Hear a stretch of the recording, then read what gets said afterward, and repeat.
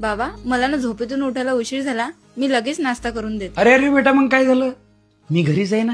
आणि एखाद्या वेळेस नाही येत जाग. तू शांततेत कर आरामानं. मी कुठं जाणार आहे? शांततेत कर. समजत नाही का झाडू कसं मारा लागते? काय शिकवलं झालं? नाही का घरी? झाडू मारला आणि कचरा जसं तसंच आहे. अरे मग नीट व्यवस्थित समजून सांग ना. असं बोलत असते काय? तू पहिल्याच दिवशी आल्याबरोबर शिकली होती काय? काय नवीन पोरगी आहे असं बोलत असते का?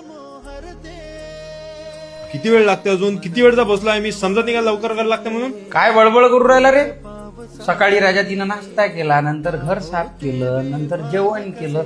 सकाळपासून कामं करून राहिली तर उशीर होईल नाही का? जरा समजून घेतलं पाहिजे आपण. हिरा मागायला करा राहायचं. अरे काय झालं रे दिनकर? पोराचं लग्न झालं तेव्हापासून घरात किरकिर चालू आहे. सून काम नाही करत आणि बायको तिच्या मागं लागली. अरे मांग कायले लागतं म्हणा राजा तिच्या. मला एक सांग, तुही पोरगी असती तर अशीच मागं लागली असती काय ती तिच्या? आता नवीन पोरगी आहे, नवीन लेकरू आहे, हळूहळू शिकन. आपली सून राजा ना आपलीच ती पोरगी. आपण थोडं ऍडजस्ट केलं पाहिजे रे.